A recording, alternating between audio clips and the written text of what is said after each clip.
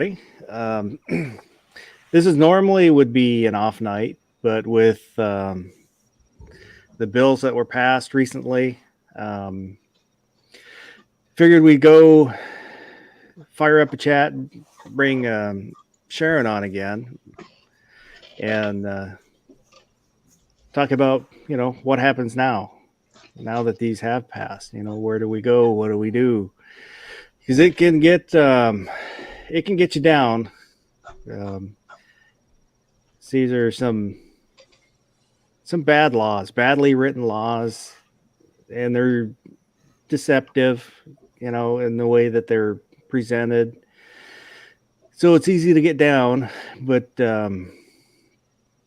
you can't stop.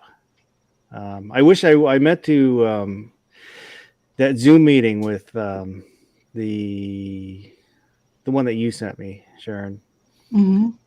I meant to clip the part where Inslee was talking about how he doesn't, they don't stop. That they've been fighting for this stuff for 6 years and they're not going to stop. And that's kind of the way, if you want to fight against it, it's not just you win a victory, you lose a victory, you're done. If you have to kind of keep up the fight. I think that goes with a lot of things. With people thought Washington was a great state. They had preemption. They had the CPL for people to be able to carry. You didn't have to worry about it because it didn't seem like it was going to go away. And it's with a lot of the stuff, we do seem to be isolated with everything else from the rest of the country. Some of the tragedies and some of the good events and things like that. And so people were just getting on with their lives. Unfortunately, after with how 594 was pushed through, and then with the subsequent bill, the initiative that was going off at the same time, and I can't remember the name of it right now, and I think it was either 592 or 596, and that was the one that was actually being supported by the Second Amendment Foundation and the Washington gun owners. There's a Washington gun owners group that had really done a lot of work and everything else.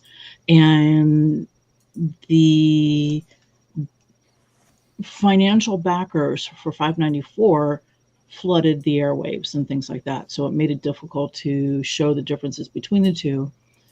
And it made it far more difficult for suicide prevention. I started getting involved a little bit around that time originally, not as public as I am now. That was a few years later. And then when we had 1639, with everything going on with that particular insanity, the interesting thing with 1639, what a lot of people don't know, we had defeated every single gun control bill that year. So they came out with funding and money to silence everything that was going on, to kind of squash what we were doing. And with a lot of it, to be very honest, those of us in the 2A community were not fully prepared for that kind of influx.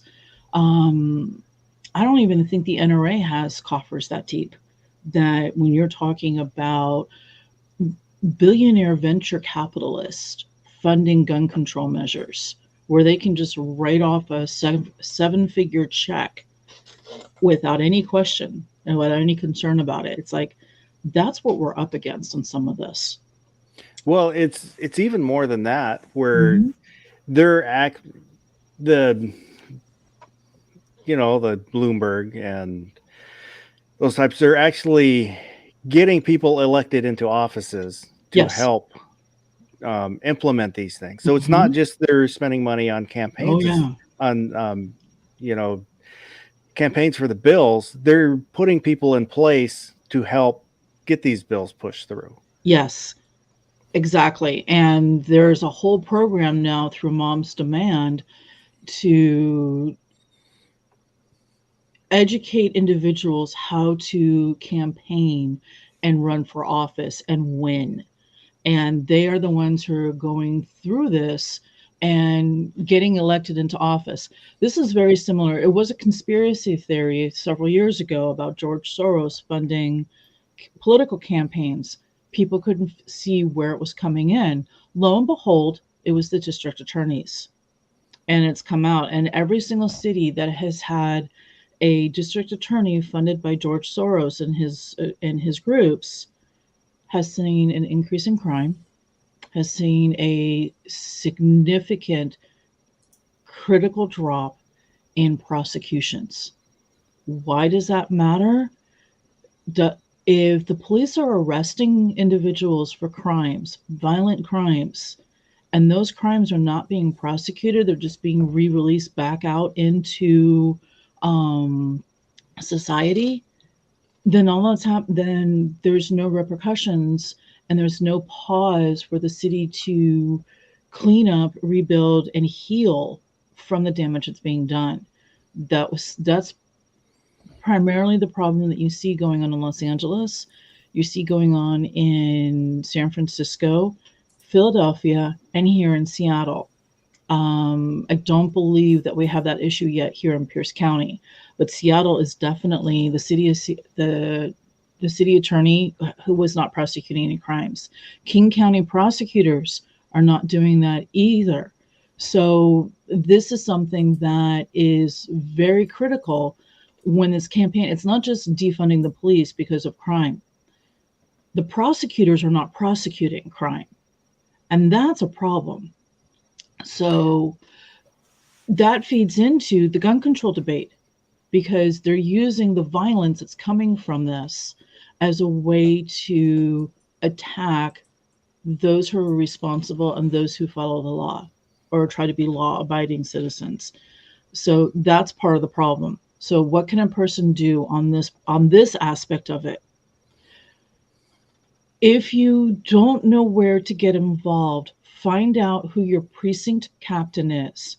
So all the political campaigns and the political parties in a state are divvied up from the state level offices for who are individual volunteers, and it drops down to the county level and then to the precinct level.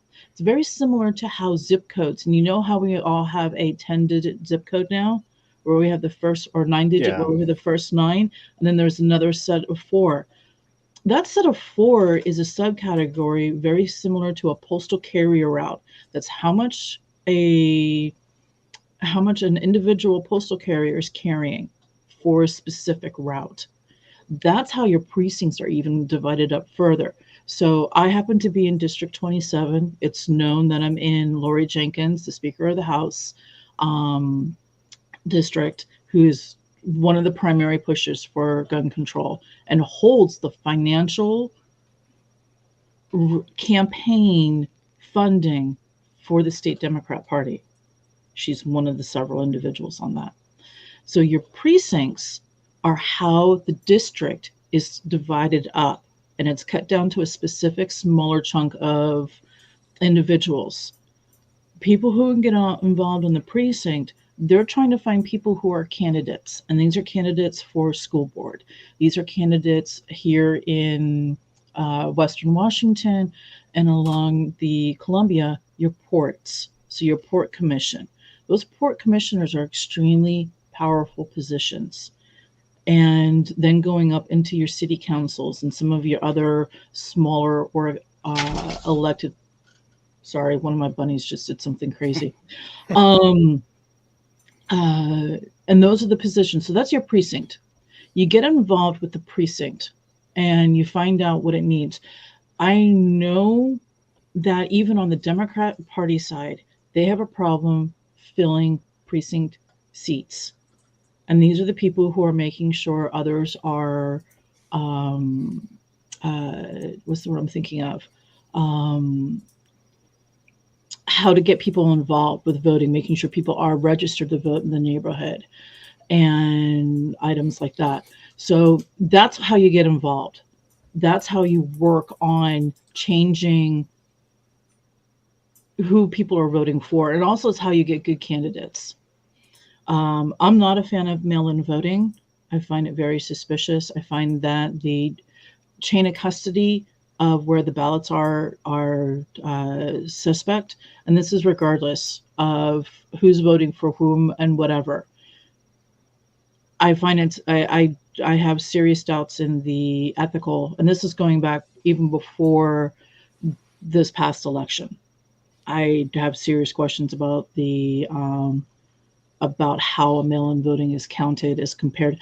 And to be honest, when you go to vote, that's also where you can meet your neighbors, because that is done via the precinct. So on heavily participant days, you'll end up meeting people in your neighborhood you didn't know that were in your neighborhood. It's not a bad thing.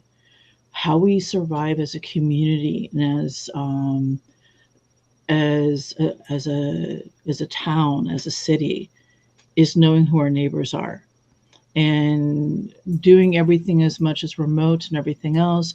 While it's great for being able to pass knowledge and interacting and networking, you still need to do the in-person stuff. So you still need to do a lot of in-person things. Yeah, it is morning. Good morning. It's been a long session. So that's the first thing I would say. Get involved with your precinct. If you're a registered independent, that's fine. Find how you can help with the party that most aligns with what you want to go forward. And if that includes the Libertarian, if that includes the Constitutional Party, get involved with those parties. Because that's how you are able to really start making change on this and start putting pressure on your elected representatives. So one of our Wheeled in Arms. I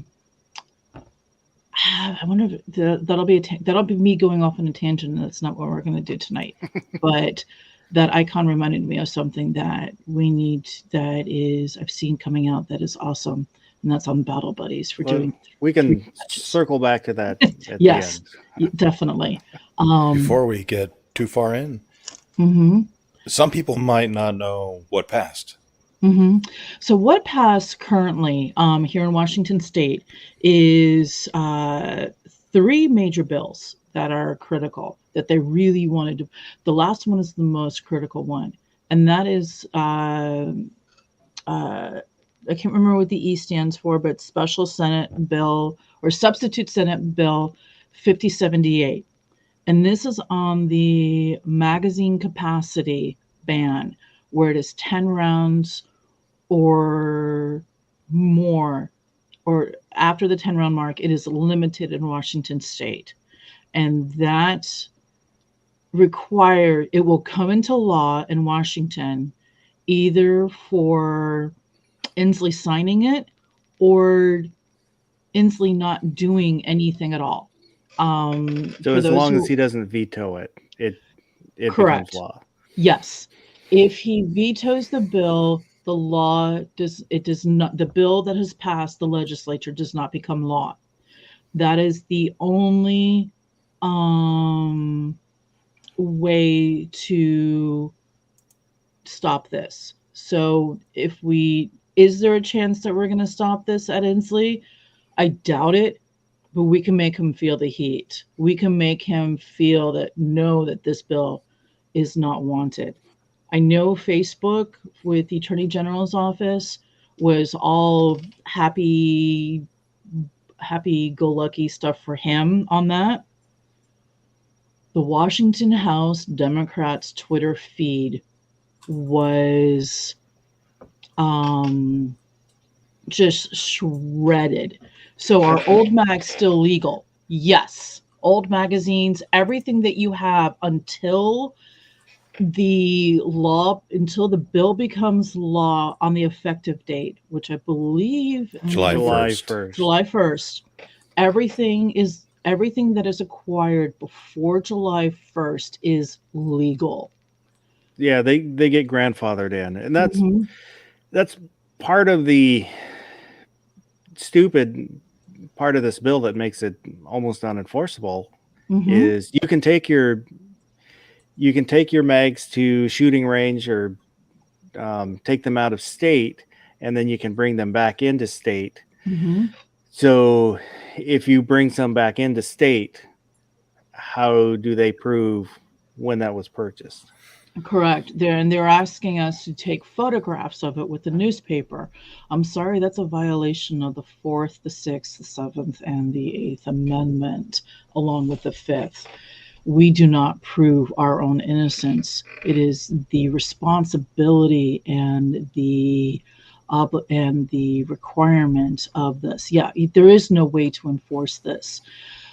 Now, from what I understand, there are some of the magazines that are produced out of the polymer that will actually have a date stamp code on them.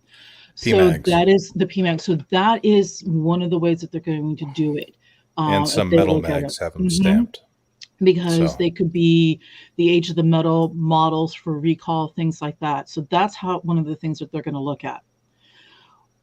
If you have the items for repairing a magazine, the follower, the spring, the base plate, those are legal until you're allowed to have them, but you cannot acquire new after this date. So you will not be able to repair or acquire any of the items to repair a magazine after July 1st also.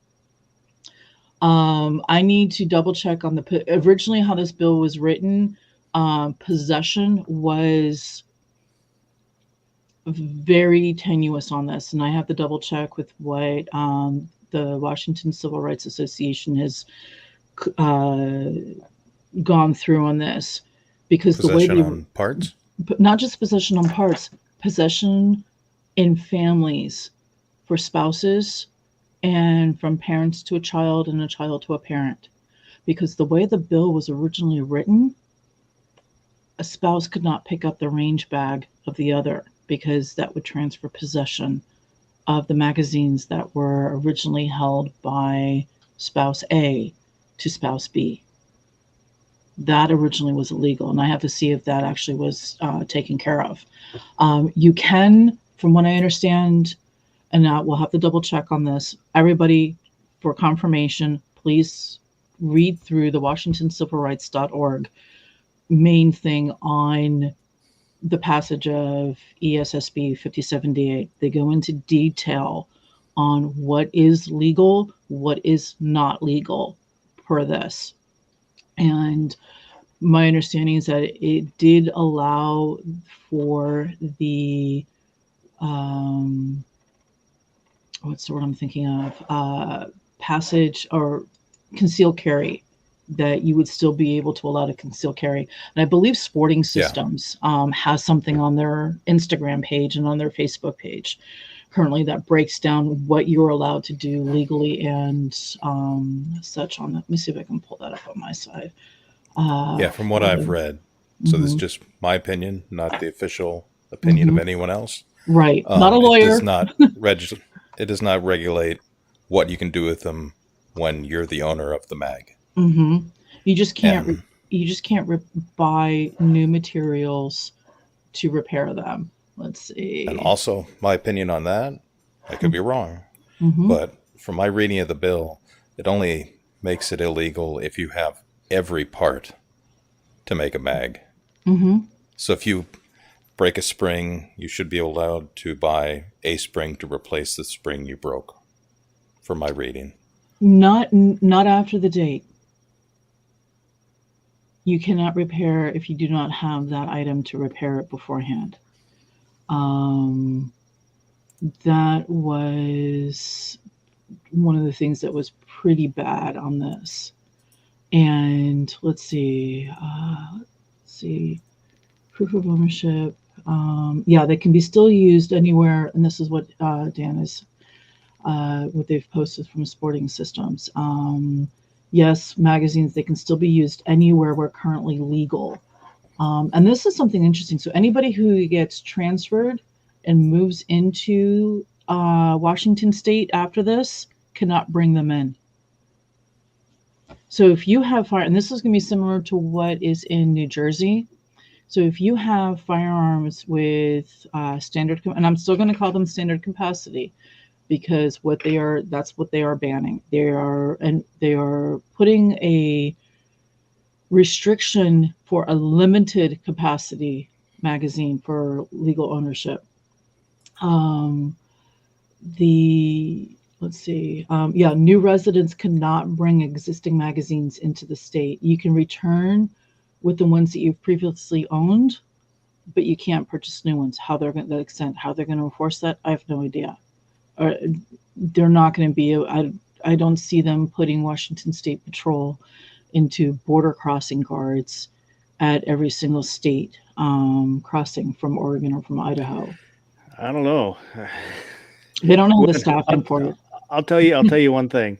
When I lived in Eastern Washington, they were stopping people coming back with I think it was more. I can't remember if it was 3 or 5 cartons of cigarettes. State Patrol would stop people who had whatever the amount was to make them pay tax. And so the question is, how did they know somebody coming in from another state had too many cartons of cigarettes? Exactly. Either they had somebody watching the sales on the other side, because they can't go to every. I mean, we've got some back roads going through some parts of Eastern Washington and southeastern Washington. I mean, I've taken one of those back roads, not realizing it in the dark, driving up the back way and across to Kennewick. And I'm like, yeah, I'm going to be crossing the river soon, not realizing that the Columbia has shifted a different direction. Yeah, driving at 1 o'clock in the morning and new moon with bad headlights, not a wise move on my part. That I did digress. So, one of the parts on the possession, inheritance, heirs and estates, transfers are not allowed. And that's something that's very key. So if you have a child that you want that's wanting and showing interest, you have to figure out what kind of firearm that they want to be involved with before they even show interest. Are they going to go into long range shooting or what have you, or speed steel or any kind of the competitions? So it is an issue. So the other thing is the enforcement, and this is something that's very key. This is really going to be done at the dealer level. So this is going to be done at the FFLs and the other shops that carry the secondary guns, the gun parts and the things like that. So shops that carry all the other additional items that are not an FFL. They might have the stocks, they might have magazines, they might have ammunition. They will go after that. They're going to know, based upon sales tax reporting and on use tax reporting, what they are bringing in and what is being brought into the state. So that is where that's going to be enforced. The key for this is the shops here cannot transfer them out of state once that deadline hits. If people want to also help out, make sure you clear out your local shop. Yes, Brownells and the other ones are offering really good deals, trying to saturate.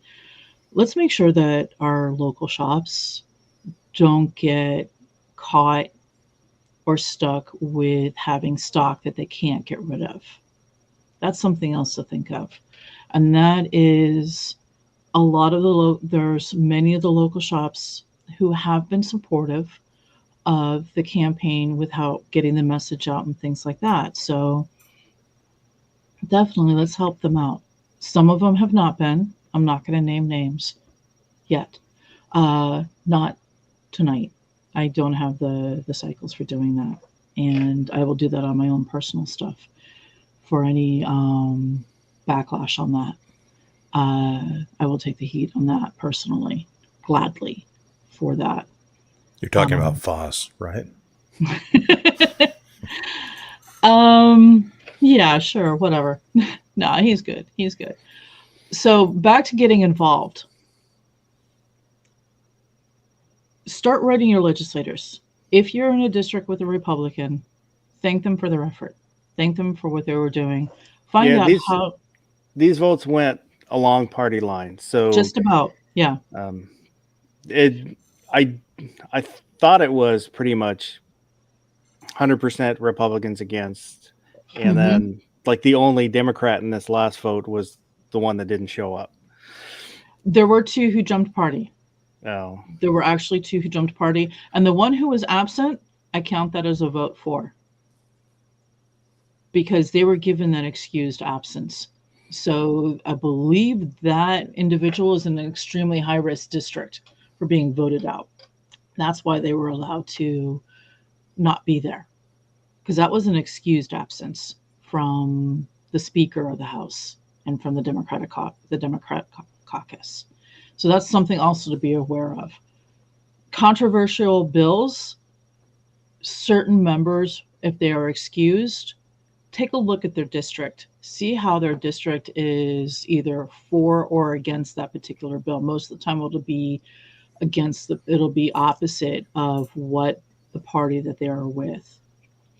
So the Democrats who have been excused or absent, a very large majority of their constituents have been against the gun control bills. So that is something to be aware of. How do you find this out? You know the districts. I know no matter what state you grew up, where most people grew up in, even here, everybody knows the different counties. Find out how overlay that with the congressional districts for the state, and see who's responding to what. They have an idea of how some of the stuff is, and you can see based upon the cities and the communities and social media of who's responding, how people are responding to stuff. This ties back into precinct involvement. By getting involved with the precinct, you know how to get to the legislators, to speak with them, to email them. You're going to be on a communication level with them at levels that aren't just during the session. And you'll be able to find out what type of bills are coming up. Generally, the bills start getting submitted in December, early December, for a January legislative session. One thing that's going to make it difficult that a lot of people didn't realize, a bill that was kind of pushed through, I believe it was this year, there are no more voter initiative allowed on off years of either a midterm or a general election. So an odd number of years, because ours are either in the House is every 2 years. We can only, as voters now in Washington State, submit an initiative in even number years. That's it. They pulled our ability to submit a bill, to submit an initiative in an odd number year. So if we're going to try to do an initiative to overturn 5078, 5078, sorry, exhausted. We can't even it's very difficult to get things up and running on a grassroots campaign with not a lot of money in less than 2 months. What was the reasoning behind doing that? Distractions. It was a lot of in my opinion, it was a lot of hogwash. It was just like, we shouldn't be doing this. It's costing too much money. They should having to print all these ballots and things like that, and work. That's the impression that I got. And this was a Democrat who submitted the bill, and it was passed through pretty much party line on this one also. Anybody who's not in Washington State who's watching this, Washington is a Democrat House majority, Democrat Senate majority, not by much, but it still is. A Democrat Speaker of the House, Democrat Secretary of the State, Democrat Lieutenant Governor, Democrat Attorney General, Democratic governor, and every single member of the Washington State Supreme Court has been, I believe, appointed by Inslee or Gregoire. So it's very difficult to get things through, whether you are a Democratic Socialist, a Republican, Constitutionalist, or even a classic liberal through the courts here anymore, because how uniparty it is at this point within under one party. This goes back to precinct involvement. If somebody's watching this who happens to be pro 2A under the Democrat Party, because yes, I do know they exist, get involved with your precincts. Currently, under the Democratic National Committee or Committee, the DNC, gun control is party platform, the national level. That disseminates down to the states. That's official. That was decided well over a decade ago, was the debate on that. The DNC controls the purse strings for election and re-election campaigns. It will take the precincts to stand up against the state and the national conferences and committees to change that policy. That's something that's internal within their own party. Anybody who's outside of the Democrat Party as a registered Democrat has no say on that. So this goes back to the precincts. This is the same thing for the Republicans. I know there's been fights between calling individuals, politicians, rhinos, or Republicans in names only, things like that. Why was so? I normally work night shift, Andrew. That's why I'm normally still up. This is my normal time that I'm normally would be working.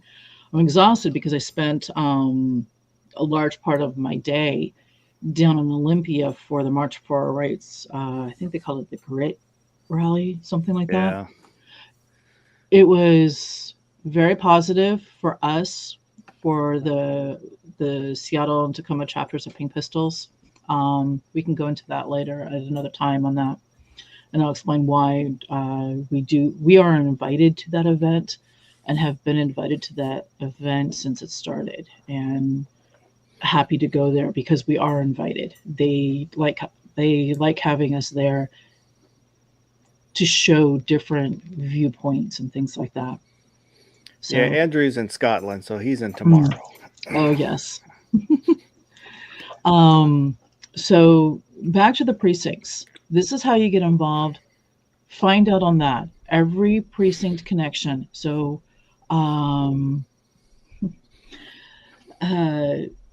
every precinct and things like that. Hey, fellow third shifter, fellow graveyards. With the rhinos and things like that. In my opinion, we really don't. We've only got a few. I'm not going to go into names tonight. Actual Republicans in names only. To me, a Republican in name only is John McCain. That's another whole story. And not Dan and Barron, you guys will love the stories that I have about that, but that's another story. We don't have the conservative Republicans that people think about on the national level. That doesn't exist here in Washington. There are a few things like that, but that is not what Western Washington is. That's not what Spokane and Spokane Valley is anymore. It's not a bad thing. It's not a good thing. It just is. Do you want? I know Glenn Morgan Mm-hmm. he publicly calls out all of them as a group, Yes. the Republicans, for not standing up. Yeah. The few who would have stood up have been pushed out of office. Matt Shea, as many in Washington know that name, whenever I was down as speaking for our chapters for Pink Pistols, was one of the most respectful individuals to me. going down there. Always ask questions, always wanted to know more about how can he help the group in getting do we need resources, things like that. Quite the difference from what the media portrayed him as. Always very respectful. Always would take, and I'm not even in his district, would always take the few times that I called, would always answer an email, would always say like, yes, I will definitely meet you. I have questions.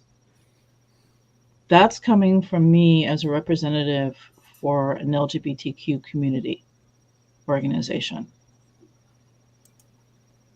There were two other representatives on the House on the Republican side. They also used to be, and I apologize, I don't remember. One of them was for one of the Seattle districts, and this was a former, this was somebody who worked for Seattle PD, one of the officers.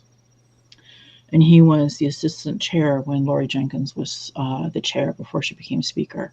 Same thing, always respectful, everything. Wonderful, very caring individual. What happened to him was the epitome of dirty politics.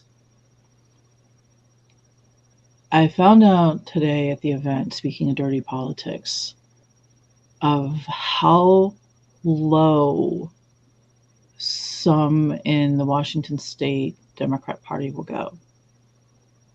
To put out a false statement that a senator who was trying to get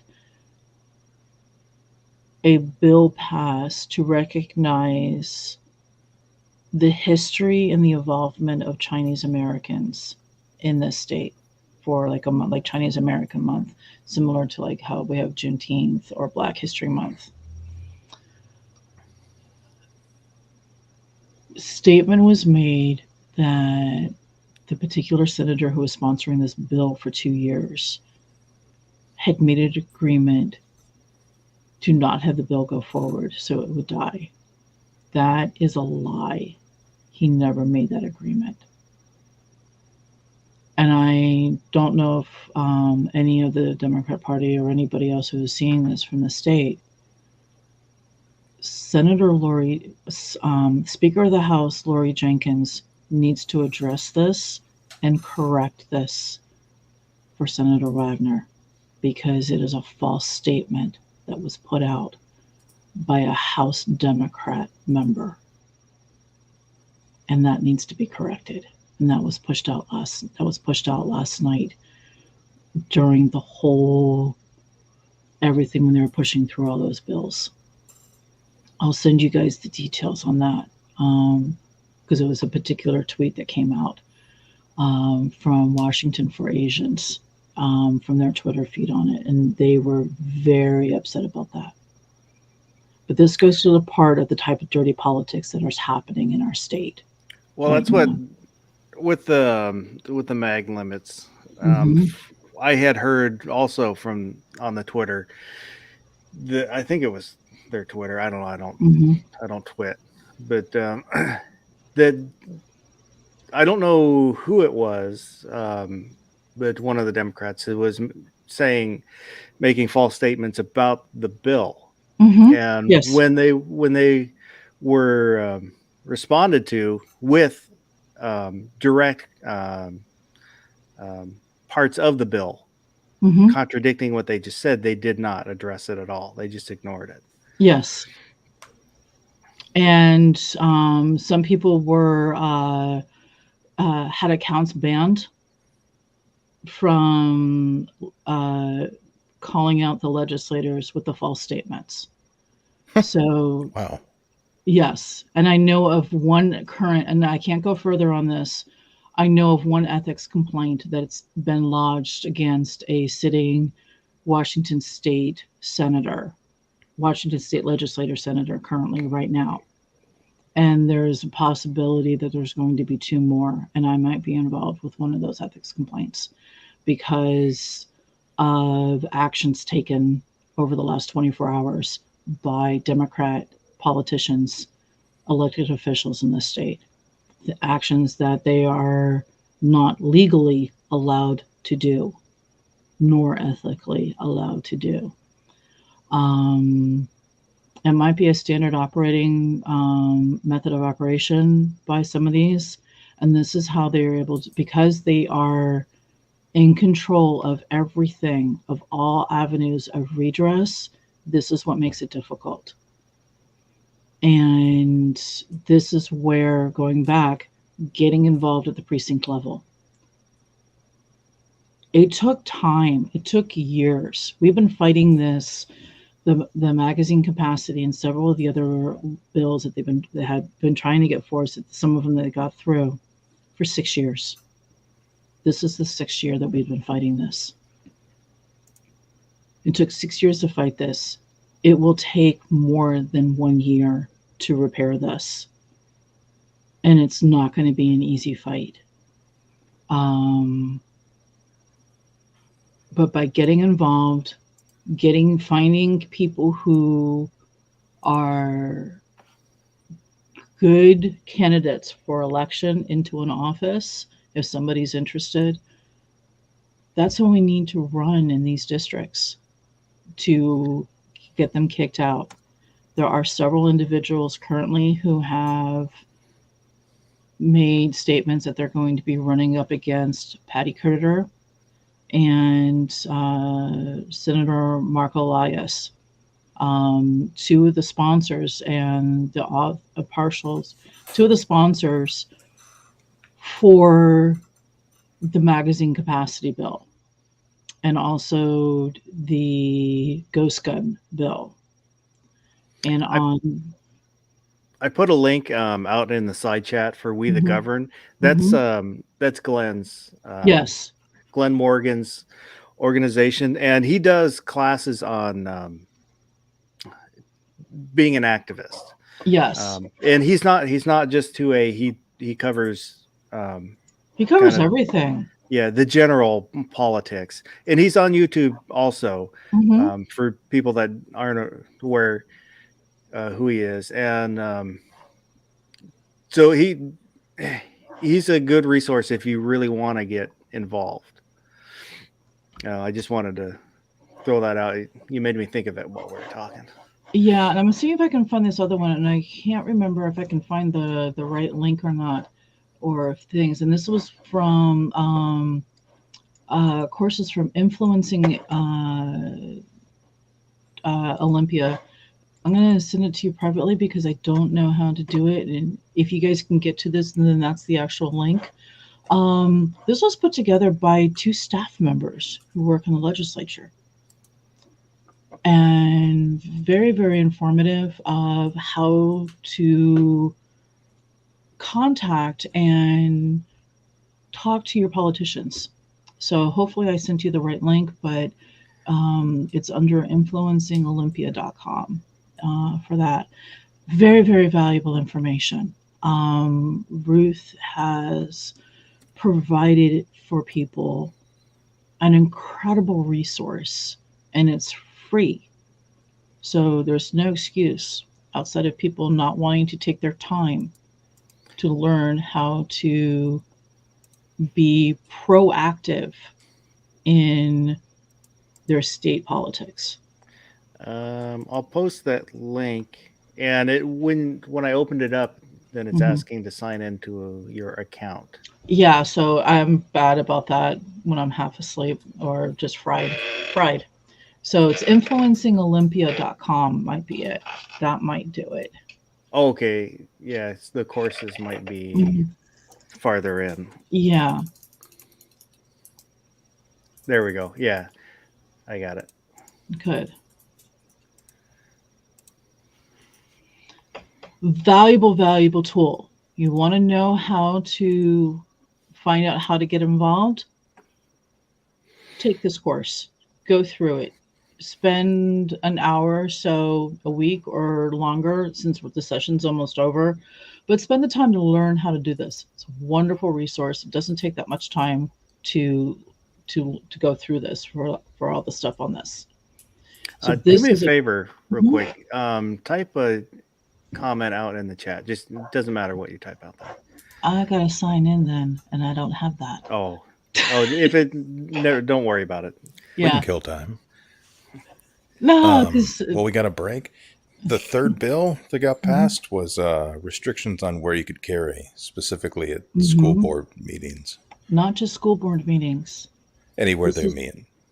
not just school boards. Anywhere they meet where it's an official. That could be two of them that are meeting at a restaurant and lunch, and all of a sudden. So I have to double check to see if the signage was forced into the bill for that. This is also for election offices, for where they're counting ballots, for any town halls. Town halls don't occur in municipal buildings. Sometimes they occur at other locations or community centers or things like that. Thirdly, anybody who is a college student who is 21 and older and has their CPL, you are now banned from carrying a firearm or any weapon in a student center.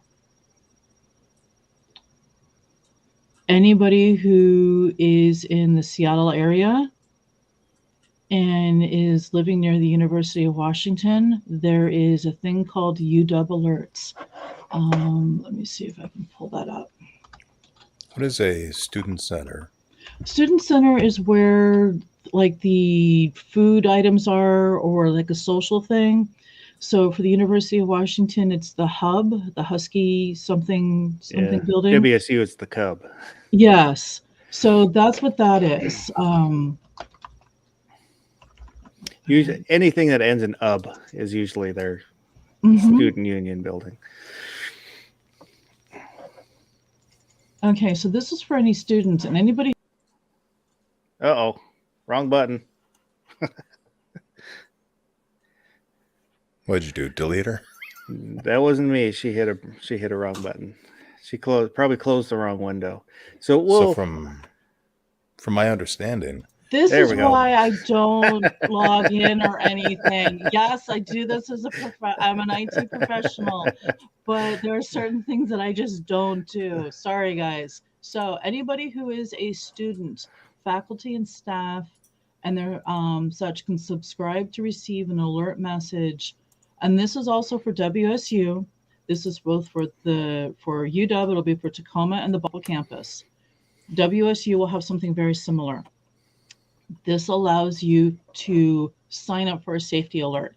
It'll go to a text message or to an email.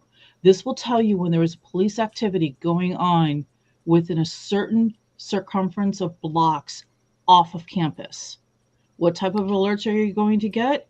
You're going to get a notification of the carjacking that happened a few days ago when it happened. And when that area is under police activity or if there's ongoing issues, it'll also tell you if there's any kind of issues with chemical spills in any of the buildings. It's anything that's coming out of an emergency. Anyone who is a student on campus, whatever type of class that you take, if you're going on campus, sign up for these. This is a safety thing.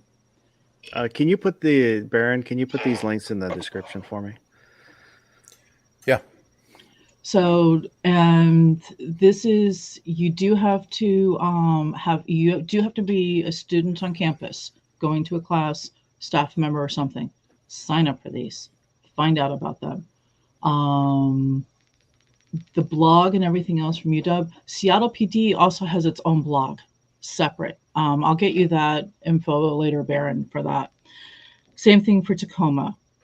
All of the first responders, all of the police departments in Washington State have Twitter accounts where they will post alerts going on when something's on there.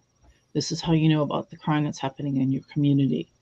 This is how you know, besides what the news media is reporting of incidents that are happening, 911 phone calls that are being happened. Yes, it can. My phone can handle it. Any of your modern things can handle it. Just be aware of it, and you can tailor the type of alerts that you have coming in for that information. So this is also part of being involved. Having this information, having it documented, you can go to your county representative and push Why aren't things being done? Why aren't prosecutions being done? Depending on the type of crime that's being happening is going to be dependent upon where it's prosecuted in the city, the county, or the state. The majority of your criminal prosecutions are going to happen at the county level. If there is a conflict, that's when it's booted up to the state, generally. So, where does this matter? If you are a victim of a violent crime or have a restraining order or an enhanced personal protection order in Washington State, and this goes anywhere, 911 doesn't matter if the dispatcher tells you the officer is on their way. There's no obligation. That officer has no time requirement to get to you. Recently I've had where something was going on with work, and I had an officer call me back on my cell phone and say, I'll be there in a couple minutes. I'm on my way. Never showed up. And especially with the new laws regarding how the police can handle things that have recently gone in, because I had a long conversation with an officer about some of this stuff. It basically, I was told they're really not going to show up unless they know they can make an arrest. Correct. Had a guy screaming, having a psychotic episode with a machete. Took him an hour to show up. Officer comes up, rolls down his window, says something to the guy, and then leaves. So, yeah. That's always fun. Yeah. And then on top of that, the Supreme Court ruling. Multiple Supreme Court rulings. That the police do not have an obligation to protect you. Correct. Unless you're in their custody. Correct. That is the only time.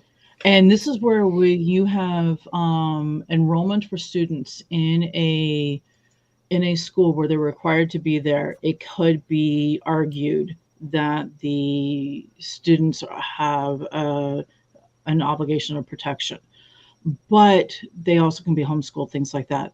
So the only place where you are guaranteed safety is when you are a convicted criminal. So to give you an example, I have a court case going back to 1856, South v. Maryland. And this is where the Supreme Court declared that the local law enforcement had no duty to protect a particular person, only a general duty to enforce the laws.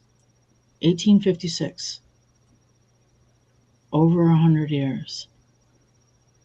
That it is been decision that there is no guaranteed protection. And I'm not meaning to slam the police specifically. I know these are constraints that are put upon them by their departments. Some of them, they kind of lean into they don't have to be there, so they don't want to deal with it. But this is an anti-police. I'm not trying to bash the police. I'm just saying the realities of what's happening. We'll say I'm a 100-year Blue Line family. My family's been involved in police at the local and county level and federal. And from the time I can remember, I have always been told, you are responsible for yourself. The latest case that really comes through all this, besides Parkland, and this was the one that was decided in McDowell. So remember, people, Heller versus DC, the argument that people use against that is that the district is a federally incorporated zone. If you want to use the case law that is specific against this, it's going to be McDonald v. Chicago. That is the one versus the city of Chicago that does the same equivalency, for all intents and purposes, of Heller. And in McDonald, you have Bowers v. DeVito. And this comes out of the Seventh Circuit Court of Appeals. And this is the thing, this is a quote from that. There is no constitutional right to be protected by the state against being murdered by criminals or madmen. That's directly from that decision. And that was in 1982. That's Seventh Court of Appeal decision. So in my mind, that actually makes sense. Do you guys agree it should be that way? Or should the police have a liability if they don't protect you? I would be more. I agree with you, but like, they can't make it in time, constrained by you sue them. The anti-gun laws and where if you do something to protect yourself, more and more there's a chance you get in trouble for protecting yourself. Correct. You know, when there's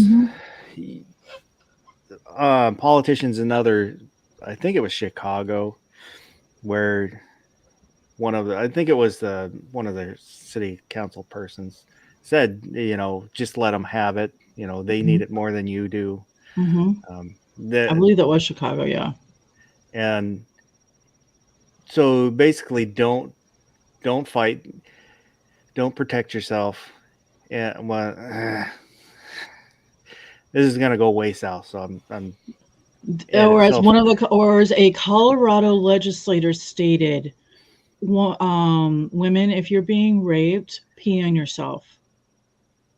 Yeah, I didn't want to get into that, but yes. I'll bring it up. Yes, that was what was stated. That was going to be the use. It's better to be raped than being able to defend yourself. I'm sorry, as somebody who's survived a vicious rape, they can go pound sand into a quicksand pit, being held down or having about 100 pounds worth of weight tied around their ankles, for all I care about for that part.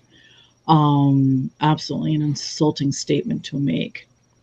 So back to the ban on, and what people don't realize, that ban on weapons is inclusive of concealed carry. It's not just an open carry ban. It is a direct violation of state preemption in Washington here. And it is if you have a stun gun, it's anything that's also a lethal weapon. Currently, pepper spray is not classified as dangerous, but you can have, I give them time for that one. You cannot carry less than lethal, even though it's a dangerous, for self-defense in those situations. The danger of that is anybody who is with an order of protection cannot go to a school board meeting, cannot go to a town hall. Currently, the school boards and things like that, the only places where I know where there's lock boxes for somebody to be able to safely secure their firearm or their weapon based upon 1639 regulations is the courthouses.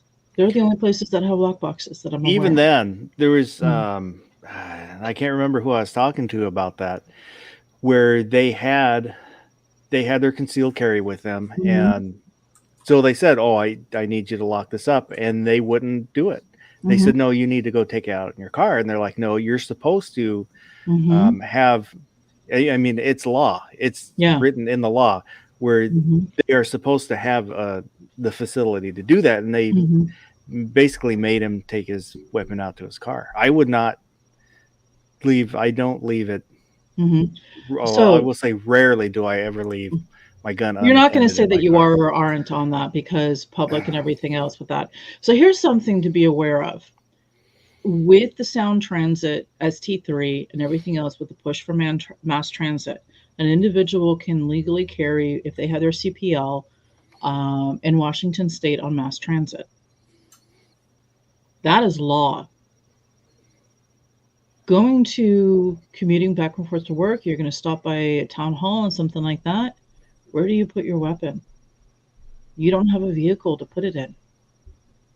You're describing what happened to me. Mm-hmm. Yeah. How do people be able to attend a public forum that's now been banned and they take public transit? They've just stopped a large segment of society on purpose. They have just prevented individuals who do not own a vehicle or do not have a reliable vehicle from being able to attend any of these meetings. I brought that up, and they tried to shut that down, commentary on that big time for that. They don't like hearing this. Oh, you can just drive. Not everybody has a vehicle. Or you can just take the bus. Anybody who runs third shift and runs alternate shifts knows how unreliable public transit is outside of your standard rush hour commute, and how dangerous it can be. Even within rush hour commutes, there have been assaults at the Link Light Rail in downtown Seattle. And I'm not talking about at Westlake. I'm not talking about above ground at 3rd and Pike. I'm talking about at the station levels. So that is also something that they have now done. They want to push everybody into mass transit. Mass transit's actually been made even more dangerous. So the Ghost Gun Bill. I have some particulars about the Ghost Gun Bill. This is requiring the serialization of all exposed parts that can be seen that are part of the firing. I believe it's part of the firing mechanism, or the everything in the process with the action of firing the ammunition. So the barrel, the trigger, things like that, all of that stuff. For my reading, it's only if you built from an 80%. So if you bought it completed, you don't have to do anything. If that's the case, that's good for several reasons. But if you're buying a replacement part, how are they going to know that's for a replacement for an 80%er? Or for a actual, because you've had issues with your barrel and you're going to replace it. They don't know. So are they going to force the serialization on that? That's where I have a question. The problem I have with this bill is it's going to force the serialization of items that are currently not serialized, do not require FFL handling for the transfer, and thereby complicating suicide prevention. And we've discussed suicide prevention with me before on this, and we can do it at another time more into detail, but that's just the high level on that. It's also for dealing with some of the stuff and dealing with repairs. How are they going to say that what you're picking up a particular part for is for a repair of a firearm or for an 80%er? They don't know. They will go after all of it. Just a tiny quibble. From my reading, it only requires the serialization of the 80% lower that you completed. Okay, so they update. Did they actually update that part of the bill then? There's definitely a different bill from the original. I don't know what parts they've updated. But okay, so there was. I was reading it today. Changes. Okay, good. Thank you, because I haven't had I've been so focused on the capacity ban. That's been my primary focus on that. Yeah, the original bill was horrendous. Mm-hmm. I could be wrong, so definitely read the bill yourself if you're interested. But from my understanding, the only thing this does is if you completed an 80% lower between January of 2019 and March of 2023, I think that's when it goes into effect, it has to be serialized. And it outlaws the sale of all 80% lowers unless they're serialized. So you won't be able to buy them unless it's serialized. That's but the original bill was horrible. The original bill was horrible, absolutely disgusting. And that's what they'll do. They'll put everything into the bill and then weedle it back. They've done that many, many times. So getting back on part of how do we stop this? How do we get this done? Before you get going, I dropped another link for a YouTube channel, Washington Gun Law. That's William. He is an actual lawyer. Yeah, William Clark. Mm-hmm. So he's actually Kirk. giving Clark. Kirk, So he's sorry. actually giving. He's not giving legal advice on these things, but he's giving what these laws are stating. So that is also something to be very clear for anybody who watches. The different lawyers on this. Especially for those in Washington, you could submit questions to him, and he's been doing videos answering gun law questions people have. Yeah. And if you hire him, he'll even contact the ATF and on your behalf. You can do it anonymously. So And that is the nice thing about lawyer-client privilege for that stuff. So what does this all mean with everything that we've been discussing? How do we become active? How do we work on getting this stuff changed? Getting involved politically. Political is a disgusting area. It's a cesspool. But unfortunately, the Democrats have been allowed to have free reign because everyone else has been working on their lives, working on everything else. So we have some cleanup to do. And I have a lot of books I want to read. I would prefer to be reading than doing some of the stuff for this. But I also know what it takes to get the stuff back on track. When I say back on track, back on not having over 100 bills submitted in a 6-7 week session that they think they're going to be able to run committee hearings and everything on and have full commentary with all of this and just passing bills to, as one legislator said, do something because his son's catalytic converter was stolen. That's been an issue for several years here. And now you're taking attention to this because it happened to your family? No, not excuse, not the actions that need to be done. And that's just an example. Hold these legislators to account. Voting, in my opinion, voting for a politician who stands for the violation of the core human rights and civil rights is how we get to this point. Is the Second Amendment critical? Yes. It keeps us having the ability to have freedom of speech, freedom of assembly, freedom to practice your own religion. We saw what happened with the lockdowns. Don't agree with punishing the healthy. 20 years from now, there's going to be some horrific papers written on this. What we saw happening in other countries who could not defend themselves, it takes thousands and thousands of people to stand up. I've been asked, why aren't Americans standing up and protesting? Well, a good chunk of us are armed. And if we do, it's going to be a very dark day when that happens. And I really don't want to see that happen. So we work other ways. We work by getting involved politically. We work by getting involved and having our voices heard. You see something on the news where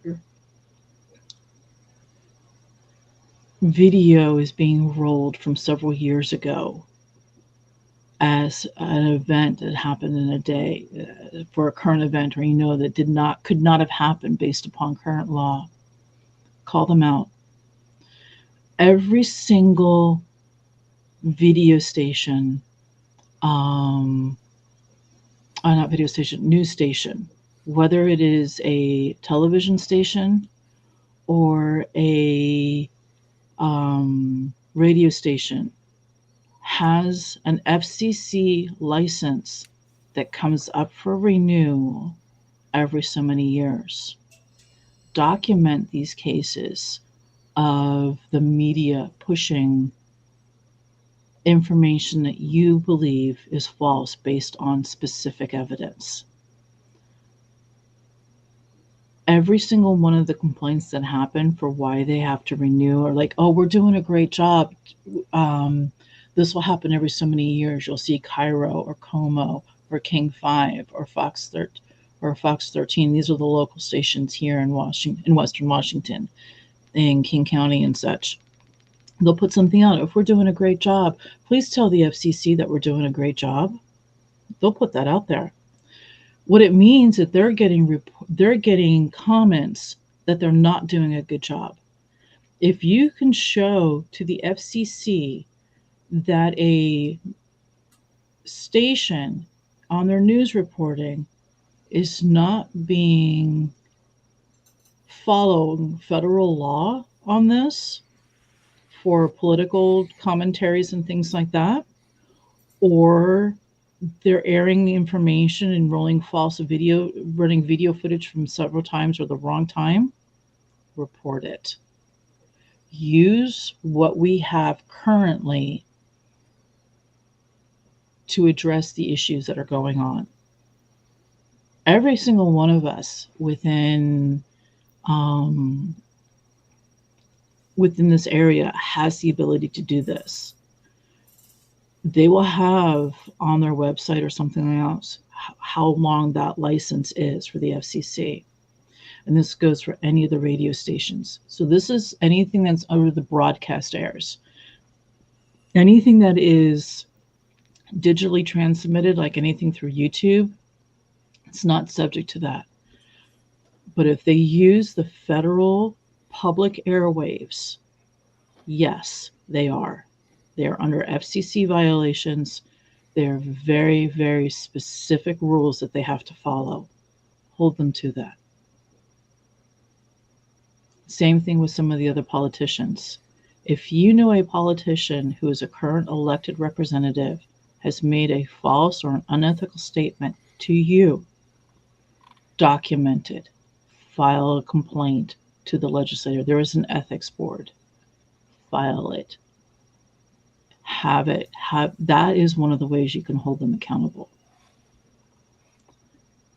So this is also going back into the precincts. This is also being involved. If you get an email back and you don't agree with this, or an action held.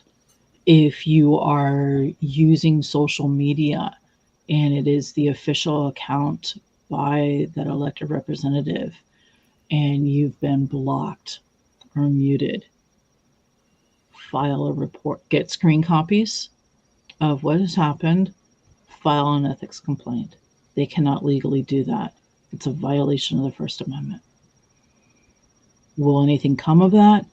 Honestly, I don't know. Trump had to unblock a whole slew of people. There's been several Democrat legislators at the national level who have had to do the same thing. This covers city, school boards, county, and state legislatures, and not everything in between. If it is an official account, they cannot block you legally. Document everything. Screenshots. Screenshots are better. Yes, you can fake something. Don't, because there are ways of tracking this information, of whether or not something's been created or changed, and can go back to it, and it lessens your case. Don't ever fake anything on this stuff. So this goes back to getting involved. Keep calling it, keep putting pressure. There was a knife bill that was up. Mm-hmm. Did that go anywhere, or? I don't recall on that one. Because that one, I know, pretty sure that's been up before. Pass. I know at least in 2019 that one came up. Mm-hmm. I've been waiting. That was a great one. I want a switchblade. Yeah, to me, there's no reason. If it is there's no reason to not have one. I don't see the restrictions, but then again, I think everybody should have a machine gun if they want it, or a cannon. And as I always jokingly say, where is my letter of marque? Yeah, just for those who don't know, the current law doesn't allow spring-assisted knives. That you can have one that uses a spring to keep it closed, but you can't have one that has a spring that makes it open. What if you use a rubber band instead of a spring? Yeah, Hydraulics. There must be some loophole there, right? Something else to be aware of. Blade length is actually regulated in Washington State. If you're not sure if the blade that you have is legal, and I can't remember if it is too long or too short, you have to double check. But I know that if it is the length of your driver's license or your credit card for your Washington State driver's license, if it matches that, it's legal. I can't remember if it's longer, it's not, or if it's shorter, it's not. That's the one thing I don't think it would have to be longer, but then you should be okay with open carrying. It's just not probably concealed carry. You can do that. And I do not go into Seattle with open carry. I would not. And this is something else. Seattle has a different rules on knives. Renton has different rules on knives. Kent has different rules on knives, and Burien, and that's just in King County. There is no state preemption for knives within Washington State. So the same thing that somebody who carries a knife has to know that all the different jurisdictions that they're going through, that's what they want to get back to here in Washington. They want to remove state preemption. So that's what the moving ahead. I think they'll really push that assault weapons ban one, since basically they got everything else they wanted passed.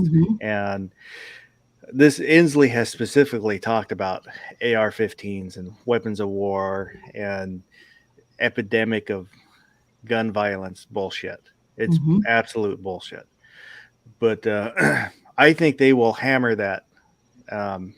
That will be the bill to get passed. For them. I would not be surprised if it is an initiative, because that is significantly more difficult for us to fight based upon how it goes through and how much money they can put into it. Yep. So if they do not do an initiative for that this year, expect it to be it will be pushed through again. They will resubmit the bill again, and they will go for, and this is my personal opinion, they will go for full removal of state preemption. That's the other one, which really need to fight hard against. For those who might not know what preemption is, it's in Washington State. The state has preemption, which means their gun law covers it's the state law. Individual municipalities, counties, cities cannot alter that. Without that preemption, you can have like New York does and other states, where each city or county can make up their own rules. So you can go from here, drive across this imaginary line. What's legal there is not legal over, across that line. And then you cross the line on the other side and maybe it's legal again. Here's a great example. Sorry for interrupting, Faust. No, go ahead. Before state preemption was put into Washington State, there used to be a long distance shooting competition that would happen up near Oroville in Washington. So we're talking about northeastern Washington. The best part of Washington. It's beautiful up there. I also know there's very poor internet up there too.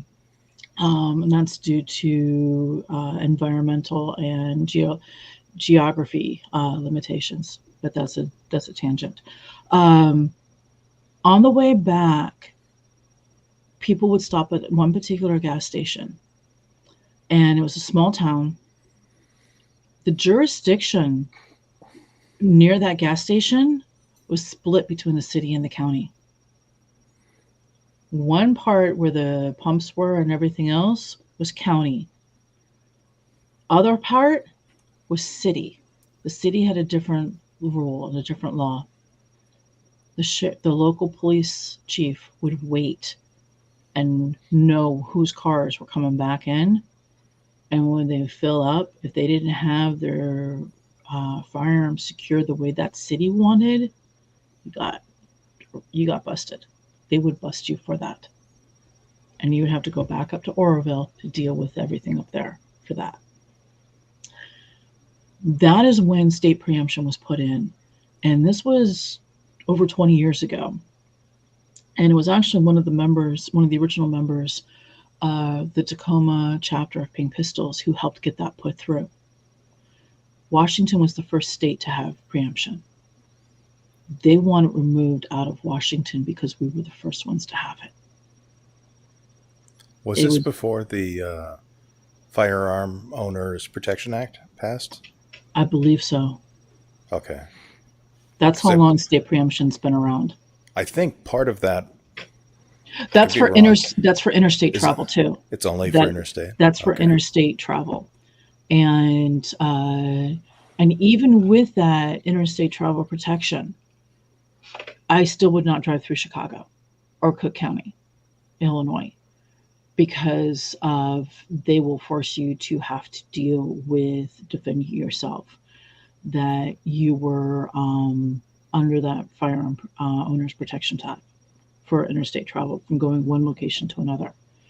Even New Jersey is risky for that. New Jersey is the one I hear most people talk about, is going out of their way to stay out of New Jersey. Mm-hmm. Yeah, I've always wondered, like if you were to move from Washington to, let's say, Arizona, you went through California, you just couldn't stop.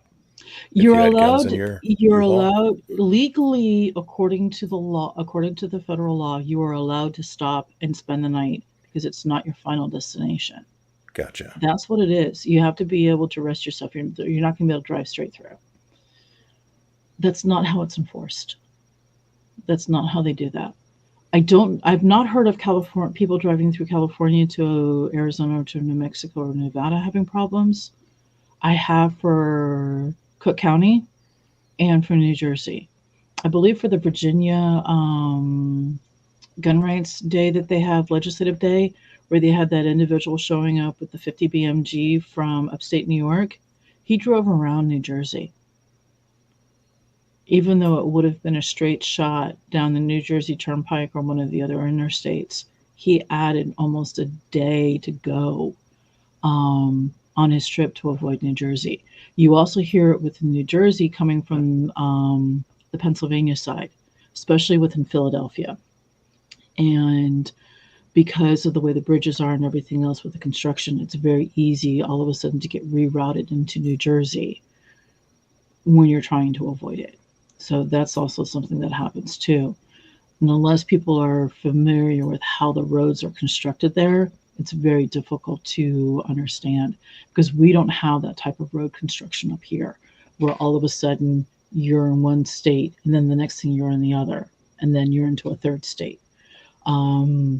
That doesn't, unless you're right at the borders, you don't see that happening like they do back east is the way we do out west. It's completely different and a bit annoying sometimes because there's issues with toll roads and things like that as you cross from one state to another.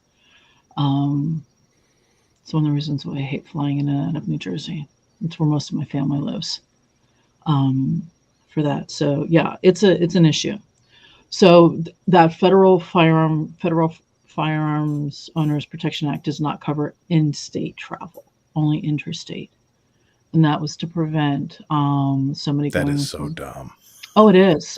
But that's the Commerce Clause, and that's the 10th and the 14th Amendment. That is the difference between the rights, the rules and the regulations and the rights to the state is withheld and also withheld by the people. Federal law only comes into if it's an extreme violation. I guess if you get pulled over, just say you were heading to another state. You could try and see how, and good luck. Delete this video. What? Fast You? after. Or just like have like silence going through or something on that. Choking. Or not. So I forgot what at the beginning of the chat, there was a question that we said we'd circle back to. Did we touch on that, or do we remember what that was? I don't remember what it was, but we can probably come up at another time, because y'all know I'm always willing to jump onto your things. And I'm seeing that, oh, there's the clock. Okay, I've been talking a lot again. I've been talking a lot. No, it's I don't want to get in the way, basically, when I bring you on, because you're an amazing resource. Mm-hmm. So having you on is incredible. Honestly, I can't thank you enough. And that's what everybody else Mm-hmm. that tells me, that when you're on, and that the what you talk about and how you talk about it is great.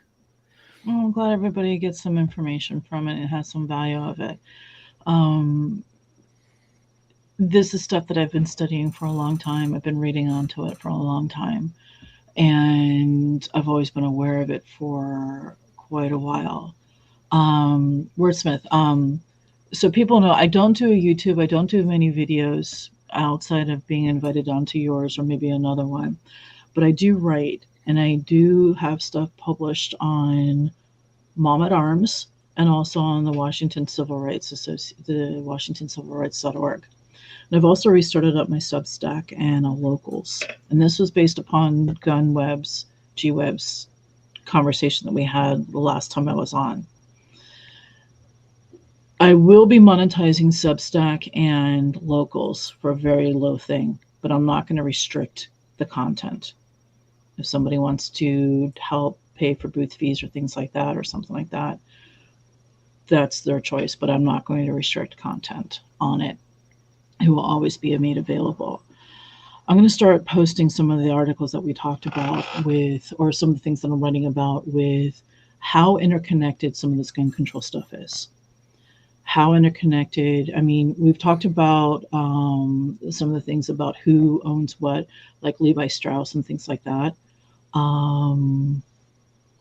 It's a way to get, that's what I'm thinking of,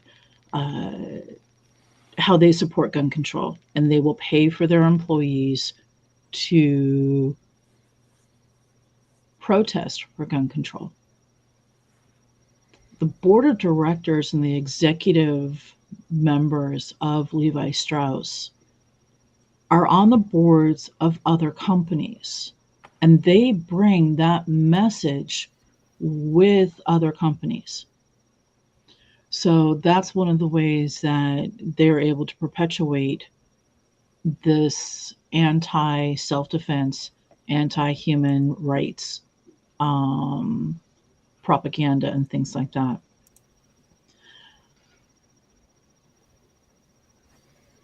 If I haven't fully published it, I'll make sure I will get it out in the next 2 weeks or so. Dan and Baron, you guys hold me to this on this one. This is showing where one particular board member or one particular executive staff of Levi's is involved with the company that owns Buffalo Wild Wings, Pantera, and things like that, and going into some of the other stuff. Or, for one thing, if you really want to support an organization don't want to support organizations that support gun control bills and gun control politicians, then I will also show you how to find the companies, and not Servius Group, who destroyed Freedom Group, who destroyed Remington. That's a whole other thing. And to where you can actually get into who are these companies supporting. Like, how many people are aware that there are several publicly traded companies that are 2A companies, meaning Smith & Wesson, Ruger. Then you have Cody, and this is CODI, Compass something. They're an investment firm. They own the company that makes the primers. If you do reloading, you have a retirement fund with a 401k or something through your employer. You might be able to designate how your retirement is going to. This isn't investment advice or anything like that at all. This is just information for you to be aware of what you can do if you want to. You could invest. Cody actually pays a dividend. Smith & Wesson now pays a dividend. Ruger pays a dividend. You reinvest that. That's how I do it. That's how you can support companies also and have them stay strong. What it also does gives you the right and the ability to vote during the meetings. There are a group of nuns who are very, very strongly anti-gun. They own a sizable amount of shares in Smith & Wesson, and they will force a vote during the annual meetings to have policy changes done at Smith & Wesson. We can do the same. There's nothing to say that we can't do this. That's just an option. People need to look into this. I will be providing some more information on that. So that's just some of the other stuff of being involved. Know where your retirement is being invested.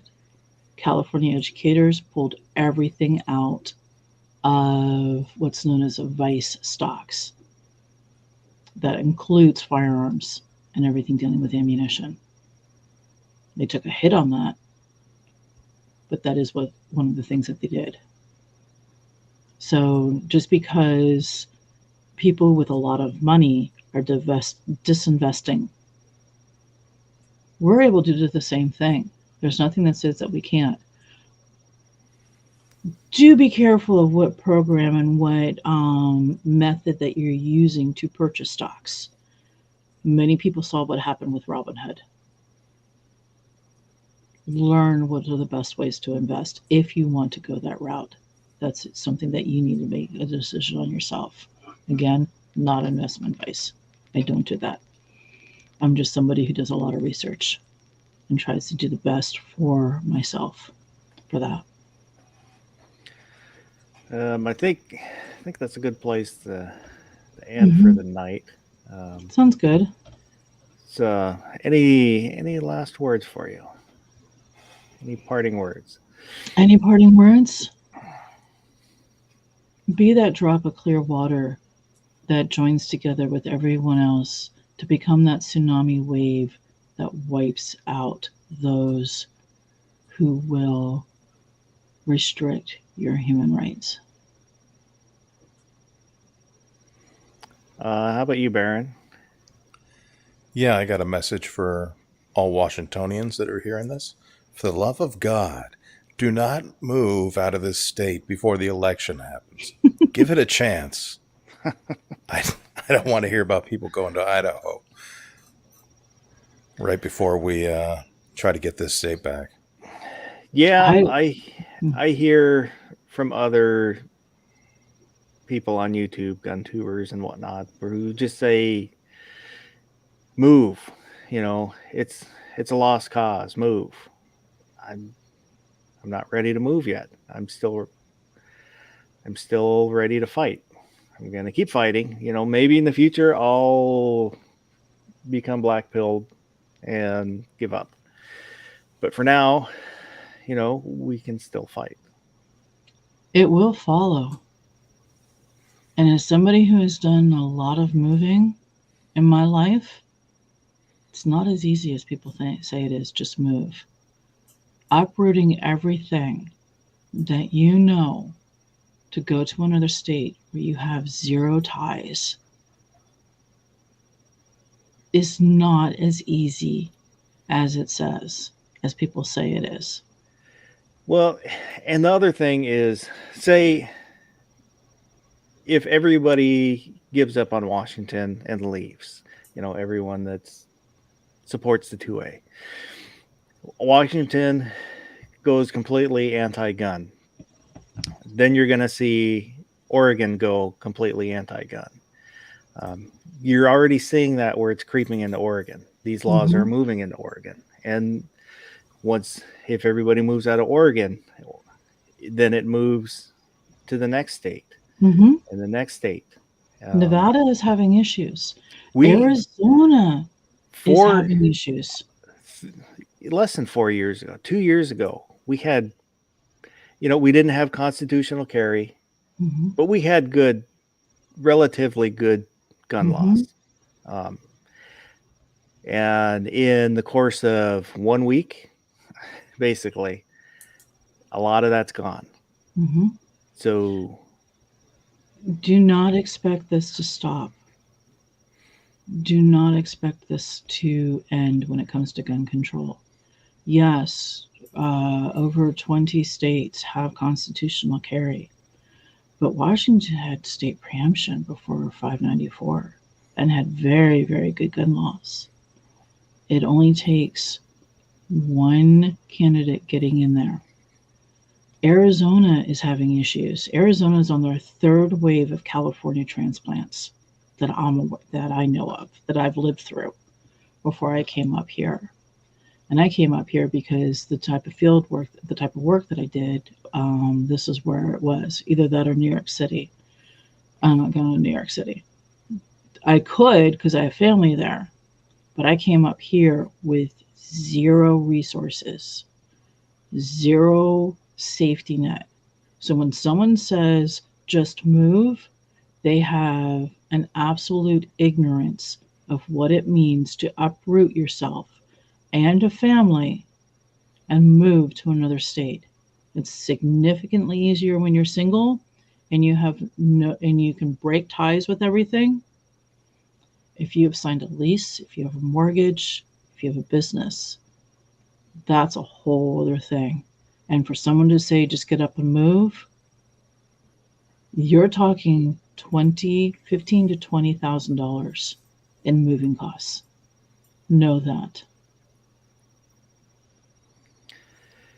So this was normally, as I think hopefully I said at the beginning, this is normally would have been an off night, but with these laws passing, and Sharon kind of brought it up that, doing a chat, talking about, what happens next. So we had a chat talking about what happens next. We will still have our regular chat next Sunday. Not sure what the topic will be. Haven't quite decided yet. Nuclear apocalypse? Not yet. So I just want to thank everybody who was out in the chat and those who were watching that didn't comment. If you watch this in replay, I forgot to do everything we normally do. Supposed to do. I even kept looking Tonight's at special. Doesn't kept matter. looking at my show notes. But so if you watch this in replay, go ahead and leave comments. You can keep the conversation going. And I love to see the comments, and I try and reply to everyone that does. I'll try to respond if people have questions. I'm not that active on YouTube, but I'll drop in and see if there's anything over the next 72 hours. I'll do that. If you have a question for Sharon, at her at s.a you've got dots in there normally, right? I normally do, but I don't know what my YouTube sign in is. That's how bad I am. Oh, so try some combination of at S.A. Hinchcliffe, and that will alert her that she was tagged. So they can also always join the Discord server. Yeah, Yes. that's We're all probably in there. they can. That's probably one of the better ways to reaching me on that. What is my YouTube thing? Good question. Let's see. It is S Hinchcliffe. And So instead of SA, it's just S Hinchcliffe. I think that's what the what it is. Yep, that's what it is. I don't have anything really posted. I don't have anything posted. I'm thinking of Instagram. Instagram is ss.a.hinchcliffe. Twitter is something else because I went after a gun control individual and got my account completely banned. So it's under a different thing, what's called Sacre Blue 141. I do have a Telegram channel where I will post things, cross-post things going on. And on Telegram, there's a channel called The Library, and I am one of the editors on The Library. If anybody finds anything interesting or something like that, Discord, hit me up in Discord. Email Sharon and it's SHARYN.Hinchcliffe@yahoo.com. Or it's hinchcliffe.sharon@gmail.com. Got to make it difficult. So that's one of the ways. If you have questions or anything else, I don't guarantee a response, but if it looks interesting and it makes it through the spam filters, I'll take a look at it. And there'll be links in the descriptions for a bunch of the stuff, whatever we remember to put in the description. Mm-hmm. It's been a long day. Yeah, it would not let me update the description while we're live. Mm-hmm. Oh, okay. It's been a long day for me. At the rally, which was very productive. Nice cross section of individuals. Some of the politicians, two of the individuals I was not happy to see, but I understand why they're there. And one of them, I think, is pretty much turning themselves and anybody who's associated with them into a laughingstock, which is a shame because he's taking away resources of, not just focus cycles, but also monetary resources from others. But it was good. We actually got some really great outreach for that. And I think our next event is going to be the Sequim Logging Festival. Out in Sequim. Yep, out. That's going to be an interesting. Vampires. Oh, that's Forks. That's something else. Oh my God, do I have a story for you guys about that for Forks at another time? That's another time because you'll get me talking even longer. But thank you, Sharon, for coming on again. Thank you, Baron. Appreciate you being here. And thank you to everybody out there in the side chat and those who might watch in the replay. So just remember, tell a friend, guns are cool. Guns are normal. You still here? It's over. Go home. Go.